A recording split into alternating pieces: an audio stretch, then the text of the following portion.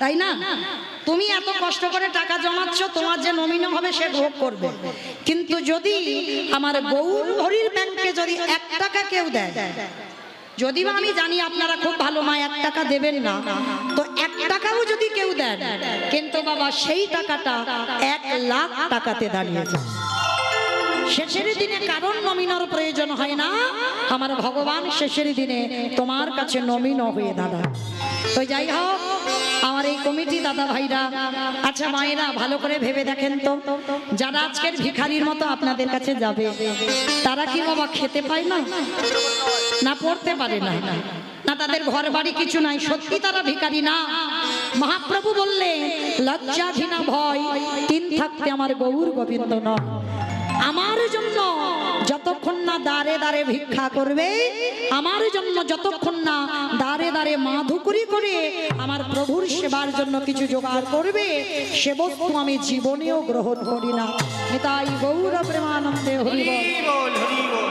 যাই হোক, আমার বোনেরা আসছে, আমার দিদি ভাইরা আসছে, আপনাদের কাছে প্রত্যেকের নিবেদন বাবা, সবার কাছে আমার বিনীত নিবেদন, কেউ কিন্তু বইমুখ করবেন না, কেমন? যার যেমন সামর্থ্য আছে, তবে হ্যাঁ ওই যেন ঝনঝন আওয়াজটা যেন না হয়, কেমন?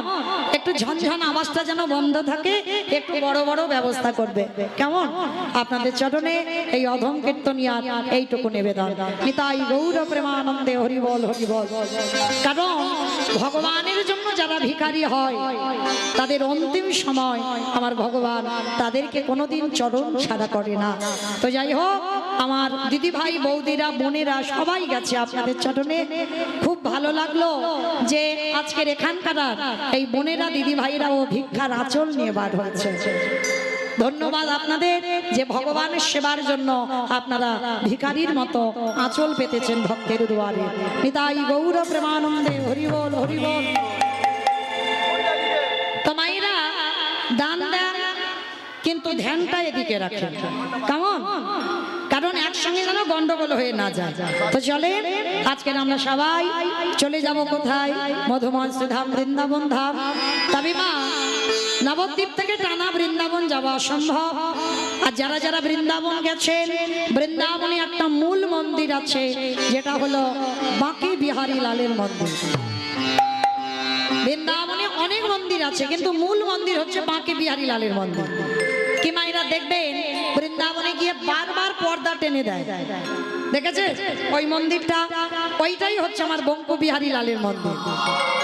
তো চলে, যিনি বৃন্দাবনের বঙ্কুজি ছিল, পরবর্তী দিনে বিহারী লাল যোগ হলো। কেন? সেই ভক্ত ভগবান একত্রিত হয়ে গেল। আজকে সবটাই আজকের আমরা লীলার মধ্যে প্রকাশ পাবো। তো তার আগে আমরা সবাই যাব বর্ধমান কাটোয়া কাঞ্চননগর গ্রাম। আমাইরা ভিক্ষা দেন, কিন্তু গন্ডগোল করেন না, কারণ আমার এতগুলো বোনেরা দিদি ভাইরা তো আপনাদের কাছে যাবে, কারণ ডাকাডাকি করতে হবে। এক্ষুনি করবো।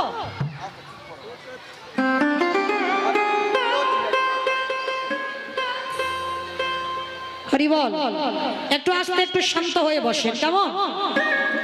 বর্ধমান কাটোয়া কাঞ্চননগর গ্রাম। আর এই বর্ধমান কাটোয়া কাঞ্চননগরে আজকে আমরা লীলা আস্বাদন করব বৃন্দাবনের মাটিতে বঙ্কু বিহারী লাল। তাই কাটোয়া কাঞ্চননগরে এক জনম দুঃখী মা বাস করতেন, যার নাম ছিল মায়াবতী ঘোষ। আমাইরা একটু মন দেবেন, কেমন? একটু মন দেন। এতক্ষণ যেমন শান্ত হয়ে বসেছিলেন, ঠিক সেইভাবে শান্ত হয়ে যান। আর তো বেশিক্ষণ নয়, আর 1 ঘন্টা একটু শান্ত হন।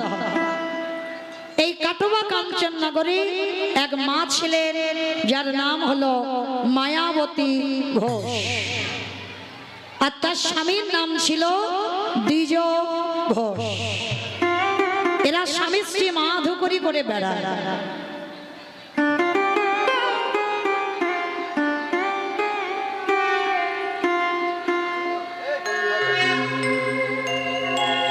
জানি তাই আপনাদের ভক্ত চরণে আমার একটা নিবেদন, যারা যারা কিছু দেবেন কীর্তনের শেষে আমি দাঁড়াবো তখন আমাকে দেবেন, কিন্তু কীর্তন চলাকালীন আপনাদের চরণে একটু নিবেদন, কেউ অভিমান করবেন না আমি বললাম বলে, কারণ বারে বারে যদি আসেন কীর্তনে তো ব্যাঘাত হয়। কীর্তনের শেষে আপনাদের জন্য দাঁড়াবো, আপনারা তখন আমার আঁচলে দেবেন, কীর্তন চলাকালীন নয়। নিতাই গৌর প্রেমানন্দে হরি বল হরি বল। তো আজকে এই দ্বিজ ঘোষ আর মায়াবতী ঘোষ দুই স্বামী স্ত্রী নগরে নগরে মাধুকরী করে নগরে নগরে ভিক্ষা করে আজকের এসে দাঁড়িয়েছে কোথায়? আমার মায়াবতী জীবনে কোনোদিন স্বামীর কাছে কিচ্ছু চাই, আজকের প্রথম স্বামীর দুটো চরণ ধরে বলছে, স্বামী ছোট্টবেলা থেকে গোবিন্দ সেবা করেছি, ছোট্টবেলা থেকে গোবিন্দ ভজনা করেছি, জীবনে কোনোদিন কিছু চাইনি তোমার কাছে, তবে আজ আমি তোমার কাছে একটা জিনিস চাইবো, তুমি দেবে? কি গো মায়া, কি চাও তুমি আমার কাছে? আস্তে আস্তে আস্তে আস্তে কি চাও তুমি আমার কাছে? মায়াবতী বলে বলেন, শোনো স্বামী, আমি তোমার কাছে একটাই বস্তু চাই,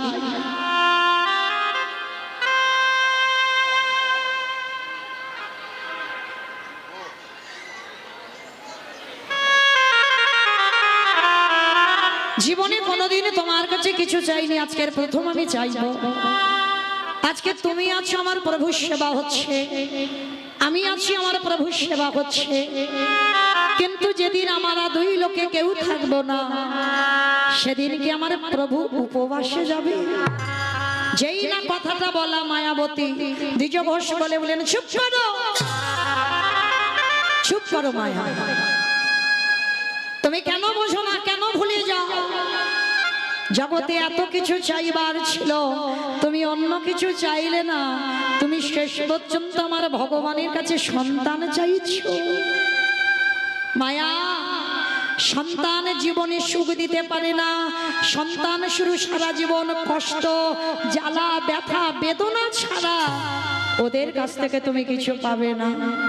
স্বামী, আমি কি বলছি যে গান্ধারীর মতো আমার 100 ছেলে হোক, আমার একটা ছেলে হলে হবে? দ্বিজ ঘোষ বললেন, শোনো মায়া, 100টা ছেলের মার যে জ্বালা, 5টা ছেলের মার যে জ্বালা, একটা ছেলের মার একই জ্বালা। তবে মায়া, তুমি কেন ভুলে যাও?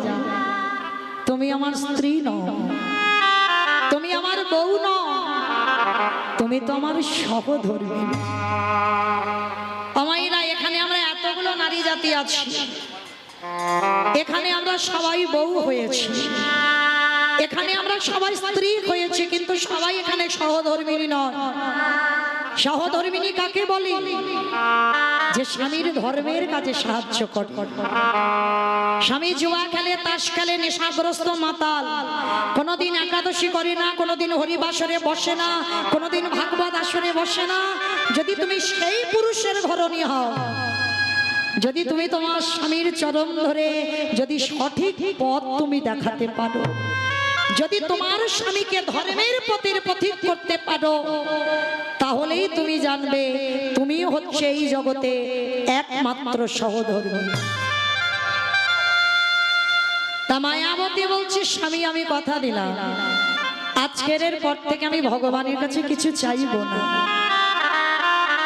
মায়েরা, আপনাদের কাছেও বলে যায়, ভগবানের কাছে চাইলে কম পড়ে যায়, আর না চাইতে এত কিছু দেয়, এত কিছু দেয় যে তুমি রাখবার জায়গা পাবে না। মায়া, তুমি মনের কথাটা তার কাছে জানিয়ে যাও, দেখবে সে ঠিক সময় মতো কৃপা করবে। মনে রেখো মা, ওই ভগবানের কাছে বলতে হয় না যে ঠাকুর আমার ছেলের যেন উচ্চ মাধ্যমিকের রেজাল্টটা ভালো হয়, এটা বলতে হয় না। কেন? কারণ তোমার মনের কথা আমার ভগবান সবকিছু জানে। তাহলে তুমি কেন মুখ ফুটে আমার ভগবানের কাছে বলবে যে আমি তোমার 5 কিলো বাতাসার হরিলুট দেব আমার মনের আশা পূর্ণ হলেই? দেখো, তুমি ভগবানকে লোভ দেখাচ্ছ, এটা কোনোদিন বাবা ভেবে দেখেছো? আমাদের মতো অধম আমরা ভগবানকে লোভ দেখাবো যে আমার যদি আশা পূরণ হয় তোমার 5 কিলো বাসা তার হরিলুট দেব। এগুলো তো ভগবানের কাছে লালসা, কখনো করো না।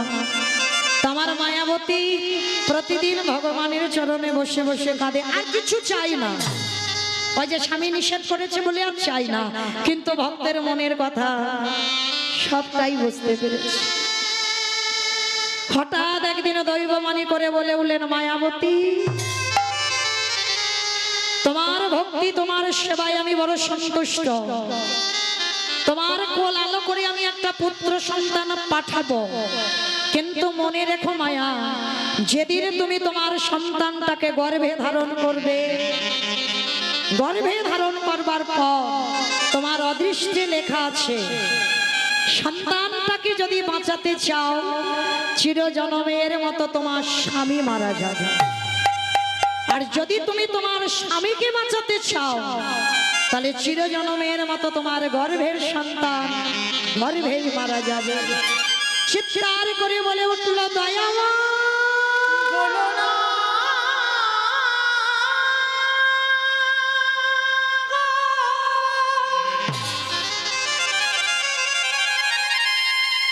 তুমি এমন করে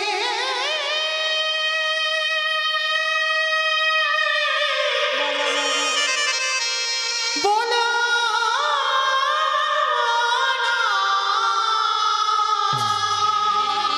উত্তর দাও, তুমি কাকে চাও? আমি যে শহীদ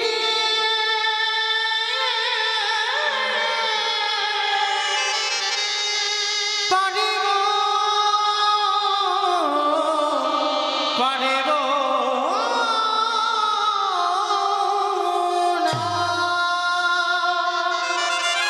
এই জায়গাটা মায়েরা খুব মন দিয়ে শুনবে। নারী জীবনে, প্রত্যেকটা নারী জীবনে 3টেই প্রধান, তার সংসার, তার স্বামী, তার সন্তান। আচ্ছা বলো, তোমার সংসারের কথা বাদ দিলাম, স্বামীকে বেশি ভালোবাসো না সন্তানকে বেশি ভালোবাসো? ভেবে বলবে কিন্তু। ছেলেকে বেশি ভালোবাসো না স্বামীকে বেশি ভালোবাসো? মানে ছেলে পাবার পর বলো বলো বলতে পারতে ছেলেকে। একজন মা বললো ছেলে, আর কেউ? দুজনকে দুজনকে। ওটা মন রাখা কথা হচ্ছে। আর কেউ বলতে পারবে? স্বামীকে। কেউ বলছে স্বামী, কেউ বলছে ছেলে, কেউ বলছে দুজনকে। কিন্তু একটাই সিদ্ধান্ত আসা যাচ্ছে না। কেন বাবা? আর সবাই চুপচাপ আছে কেন জানো? হয়তো স্বামী তার কোথাও বসে আছে, সে কিন্তু দেখতে পাচ্ছে যে আমার বউটা কি বলে, আমি দেখবো। যদি একবার বলে আমি ছেলে ভালোবাসি, তো কালকে থেকে মৌমিতার কীর্তন শোনার ব্যবস্থা হয়ে যাবে। হরিবাসরে তুমি বসে বসে বললে তুমি ছেলে ভালোবাসি, কিন্তু মা মনে রেখো এখানে এতগুলো আমরা মা আছি, আমিও একজন মা। বেশিরভাগ মা বলবে আমি আমার সন্তানকেই ভালোবাসি। তবে একটা কথা মা, যে স্বামী ভালোবাসি না তো না, স্বামী যদি 19 হয় সন্তান কিন্তু 20 হবে, একটু বেশি হবে। কেন? যে মা 10 দিন 10 মাস গর্ভের যাতনাটা পেয়েছে সে মা জানবে এর বেদনাটা কত। কিন্তু মায়াবতী এখনো ছেলের জন্ম দেয়নি, ভগবান শুধু বলল, বলো তুমি কাকে চাও, ছেলেকে না স্বামীকে? এক বাক্যে মায়াবতী বলেছিল, আমি আমার স্বামীকে নয়, তুমি আমার সন্তানটাকে বাঁচিয়ে দাও। ভগবান দৈববাণী করলো, মায়া তুমি তখন ছেলেটার জন্ম দাওনি, তার আগে তুমি তোমার ছেলেটাকে চাইছো কেন দয়াময়? আমি সন্তান চেয়েছি তো আমার জন্য নয়, আমার স্বামীর জন্য নয়, আমি তোমার সেবার জন্য সন্তান। তাহলে তোমার সেবার জন্য যদি আমার সারা জীবন বৈধব্য জ্বালা পেতে হয়, আমি হাসতে হাসতে রাজি দয়াময়। আমি যেন সারা জীবন ওই বৈধব্য জ্বালা পেয়ে এটুকু তো জানবো যে আমার ছেলেটা তোমার সেবার লাগবে। ভগবান দৈববাণী করে বললেন, তথাস্তু তাই হবে। তবে মায়াবতী তোমার স্বামীকে ততদিন তুমি বেঁধে রাখবে যতদিন তোমার গর্ভটা তুমি লুকাতে পারবে। আর যেদিন তোমার গর্ভটা প্রকাশ পাবে সেই দিনই তোমার স্বামীর মৃত্যু হবে। বলেন মায়েরা, একটা নারী জীবনে কত বড় কঠিন পরীক্ষা। যেদিন থেকে মা অনুমান করেছে সন্তানের জননী, কাউকে কিছু বলে না, শুধু কিছু খায় না, ঘুমায় না, নিরজনে বসে বসে কাঁদে। কিন্তু মা জাতি কতদিন গর্ভ লুকাবে? 5 মাস। তারপরে তো প্রকাশ পাবে। হঠাৎ একদিন দ্বিজ ঘোষ ভর দুপুর বেলা বলল, মায়াবতী, মায়াবতী, এত আনন্দের কথা তুমি আমার একবারও বলার প্রয়োজন মনে করলে না? কেন তুমি আমায় বললে না? স্বামী বলে যাচ্ছে আর এদিকে দ্বিজ ঘোষ ঢুকরে ঢুকরে হরি বল মায়াবতী কাঁদছে। আর ওই কাঁদতে কাঁদতে দ্বিজ ঘোষ প্রশ্ন করলো, মায়া সত্যি করে বলো না তোমার কি হয়েছে? তুমি কেন কাঁদছো? কি হয়েছে তোমার? মায়াবতী আর থাকতে পারলো না। স্বামী, তুমি তোমার এই গর্ভে সন্তানের কথা জেনে গেলে মানে আজই দৈব দুর্ঘটনায় তোমার মৃত্যু হয়ে যাবে। কথাটা বলা শেষ, হঠাৎ অজানা জ্বর এসে দ্বিজ ঘোষের শরীরে প্রবেশ করলো।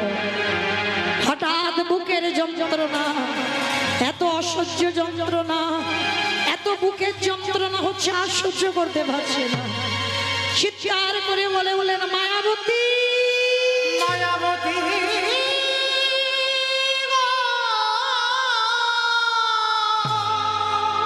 আমি আর বাঁচবো না মায়া, বড় জ্বালা, বড় যন্ত্রণা, বড় ব্যথা, বড় বেদনা। মায়া, তুমি আমার এই মৃত্যুর সময় কথা দাও, যে সন্তান তোমার গর্ভে আছে আমার মৃত্যুর পর তাকে করে তুলবে তুমি কৃষ্ণ ভক্ত।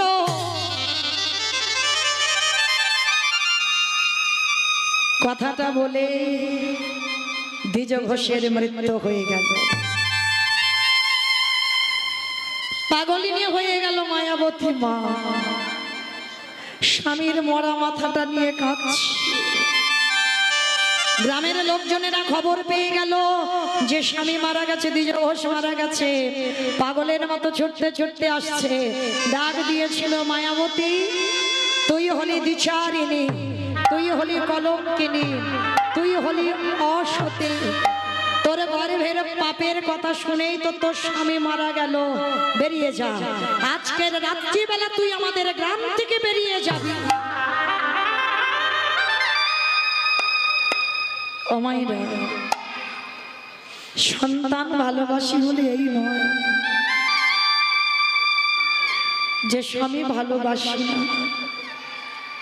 এই জীবনে যতদিন তোমার মাথাতে ছাতাটা আছে ততদিন তুমি কিছু বুঝতে পারবে না। কিন্তু যেদিন তোমার মাথা থেকে ছাতাটা চলে যাবে, চারিদিকটা তোমার অন্ধকার হয়ে যাবে। তবে মা, এই নয় সকাল থেকে শুধু ভালোবাসি ভালোবাসি বললে ভালোবাসা হয় না। ভালোবাসা হৃদয়ে থাকার জিনিস। মায়াবতী কাউকে কোনোদিন বোঝাতে পারলো না যে আমার গর্ভের সন্তান পাপের সন্তান নয়। গ্রামের লোকেরা দূর দূর করে তাড়িয়ে দিচ্ছে। মায়াবতী স্বামীর মাথাটা নিয়ে কাঁদে আর বলে, দয়াময়, আমি যদি একেবারে জানতাম তোমায় ভালোবাসলে এত কষ্ট পেতে কয়, তোমায় ভালোবাসলে এত ব্যথা বেদনা পেতে কয়, আমি কোনোদিনই তোমায় ভালোবাসতাম না।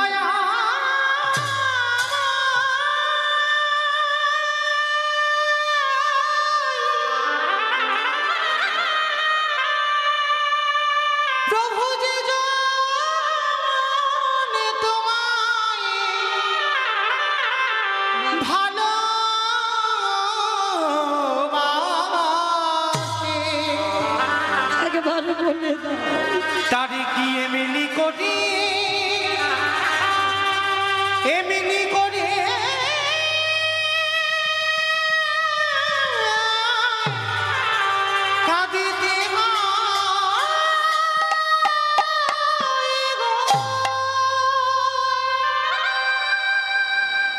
স্বামী মারা গেল, আর স্বামীর মৃত্যুর পর কে বলবে? স্বামীর মৃত্যুর পর মায়াবতী বাবা যার বাড়িতে যায় সে দূর দূর করে তাড়িয়ে দেয়, কেউ খেতে দেয় না, খিদের জ্বালায় অনাহারে অনিদ্রায় গর্ভবতী মা বড় কষ্ট, বড় জ্বালা, বড় যন্ত্রণা।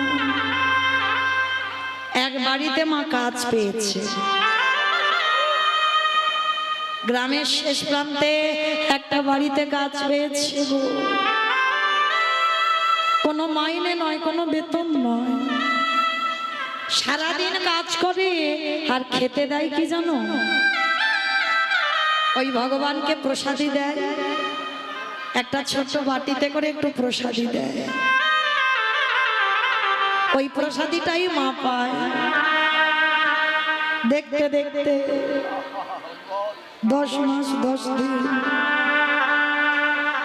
মার কোল আলো করে একটা ফুটফুটে পুত্র সন্তান এলো,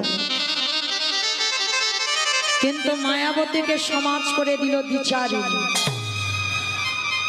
মায়েরা যারা লক্ষ্মী, কালী, দুর্গা, সরস্বতী, মনসা, শীতলা ভক্ত তাদের পার আছে, কিন্তু যারা কৃষ্ণ ভক্ত একটু সাবধানে থেকো। কেন বললাম সাবধানে থেকো? যে করে আমার আশ তারে করি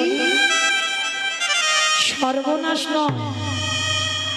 ভগবান কিন্তু বাবা জীবনে ভক্তের সর্বনাশ করবে, সর্বনাশ। বাংলা ভাষাগুলো বুঝতে হবে, সর্বনাশ আলাদা, সবনাশ আলাদা। যে ভগবানকে ভালোবাসবে তার সব নাশ করে দেবে। আপনজন বলতে আর কাউকে রাখবে না, একটা একটা করে আপনজন কেড়ে নেবে। তারপরে যদি আমার চরণ না ছাড়ে, তারপরে আমি তাকে আমার চরণে আমি আমি যে ভাগেতে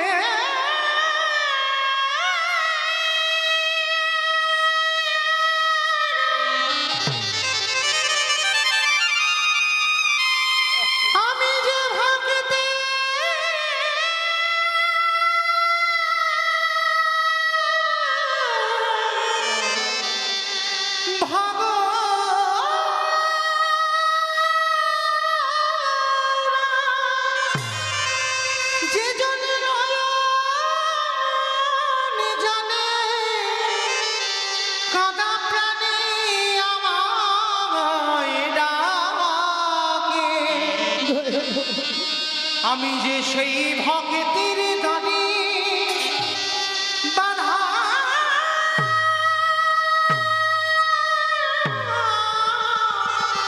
পড়ে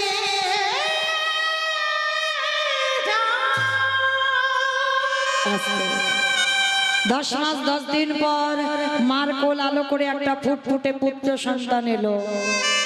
মামার ছেলেটার নাম রেখেছিল বিহারী লাল, ছেলেটার নাম রাখলো বিহারী লাল।